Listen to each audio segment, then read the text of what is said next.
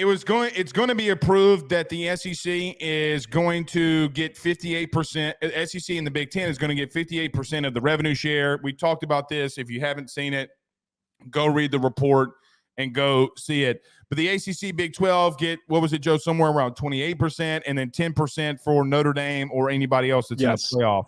Yeah. Your thoughts on this being approved? Yeah, I'm stunned by how quickly they folded. I mean, they didn't even put up any bit of a fight, and they obviously very quickly realized that they don't hold any leverage in this situation. They're not the ones that hold all of the chips. The SEC and the Big Ten, their argument was, and the reason why that number and that the percentage was so specific, was that if you look back at all the teams that were in the college football playoff over the period of time that it existed, the vast majority of them were SEC. The second most was the Big Ten, and a very small number was the Big 12 in the ACC. I believe the Big 12 has only had 2 teams that have represented the Big 12, and one of them is going to move on. No, sorry. I'm misspeaking. Yes. They included future teams that are moving over to these conferences. Correct. So the Big 12, if you don't include Oklahoma, has only had 2 schools that have represented them in the college football playoff. Which is TCU and Utah, correct? No, not Utah. TCU and who else made the playoff from the Big 12 in the current Big 12? Let me. I'll look after I finish this statement. But the whole point here is that they didn't have any leverage. The SEC and the Big Ten Cincinnati have been Cincinnati. Oh, Cincinnati. That's of all teams. Wouldn't have guessed that. Yeah. Thank you, Elks. They have been the drawing interest. And if they want to still be able to participate in this, they're going to have to give them what they want. Now, what's worth acknowledging, this will reopen for some sort of renegotiation at some point, and that if they are active enough and able to produce better teams and more teams that participate in the playoff, maybe a national champion, which probably won't happen, then the argument can be made differently for the ACC and the Big 12. But they had no power. They had none. We're delaying the inevitable. That's all. So? I mean, that's all that what today really showed. I mean, you're delaying the inevitable of there being 2 super conferences, because what is teams like the Big Ten? I mean, what's teams like Florida State been saying? We're not getting our fair share of money that we think that we should be getting. Sure as hell aren't going to get it now if you make the playoff. Right. And so I look at this situation, Joe, and just say we are delaying the open inevitable. I will tell you this, and I think you will disagree with me here. I think that this is a massive dagger to Notre Dame. Why?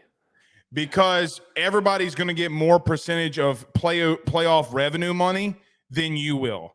And if you make it more enough, okay, and you make the playoff more than other teams in the SEC or Big Ten, it might be conducive for you, instead of making 1.5 million or 1.5, 2 million, to make 6 million, because the number that you're getting is from a lower pool of money. Because let me give an example. But they don't have to share it with anyone, though. That's why, like, I don't know if that's not true. Sure. You're going to have to share 5%. Let me tell you why. Because there's already going to be a automatic qualifier for a group of 5 opponent. So if Notre Dame and a group of 5 opponent, which we know is going to get in, they're going to have to split 10%. So 5% goes to 1. Yeah, and that's not what's going to be for all the other ones. Everybody else is going to be getting 8 to 9%. Yeah, do the math. Because if you have I haven't done the math, so I don't want to sit here and try to argue that.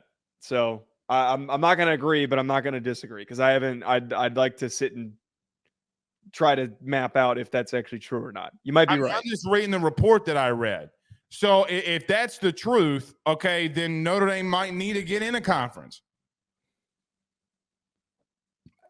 Look, I will. If you have 4 teams with 25% in the SEC, all are getting 5%. Okay?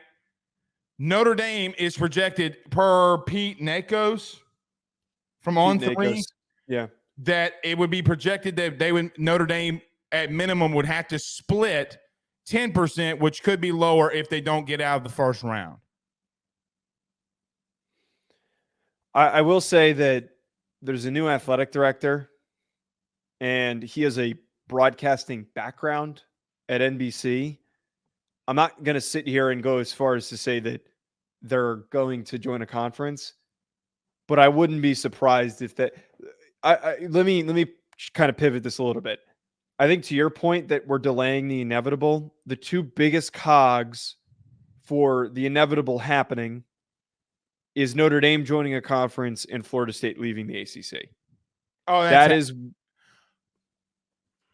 I disagree with that, but continue. Well, that was my point. I think that those are going to be the biggest dominoes. Did you know that in 2027, that ESPN can void and null the ACC's contract and TV revenue? In 2027? I didn't know that. Hey, and guess what? Guess what comes up then too? A new playoff format. Yes. Yeah. Isn't that ironic? Perfectly timed. Isn't that funny? We'll pick this conversation probably back up in 2027. Florida State fans, hang on. If we're still alive in 2027. Why wouldn't we be alive? One of us kills the other one. I'm sure that might end up happening. Who do you think wins? Out of you and me, or yeah, who probably you. It's either going to be a physical altercation, which I don't think is likely. You probably poison me. I think the more likely it's going to be just a stress-induced thing, and it would probably be you to me because you're losing more hair than I am, so you got more stress than I do. Oh, come on, man! Why are you going to take me there? and I got 2 kids. Yeah, exactly. Yeah, we're delaying the inevitable, and it is what it is. So, look, we're going to two power conferences, man. That's just the bottom line. And I kind of wish there was more of a fight put up because I think it would have made things much spicier, and this would have moved a lot quicker. Instead, we kind of got the lame outcome. I don't know 100%. I got to be honest with you. I don't know if 100% that Greg Sankey and Tony Petitti are ready to add that many teams yet. I think that I think that they want to hire more staff so that they can facilitate bringing on more teams. Because, Joe, I got to tell you, if you bring on 18, 20, 22 teams, that's a lot to take on. You can't run all of those programs and be the only guy. You need more of a staff, which is why I think they delayed the inevitable. Well, and also there's a reason why they put the committees together, or the committee together that they put together, because they need time to sit and talk the whole thing out and kind of figure out, like, if that makes the most sense, how would something like that look? BetOnline remains your top spot for all of your live betting action and contests. NFL, college football, UFC, NHL are all in full swing. BetOnline is your #1 source for wagering news, odds, trends, and predictions with both desktop and mobile access at any time. Head to BetOnline today and use promo code BELIEVE, that's BLEAV, for 50% off your first deposit. That is a 50% welcome bonus. BetOnline, where the game starts.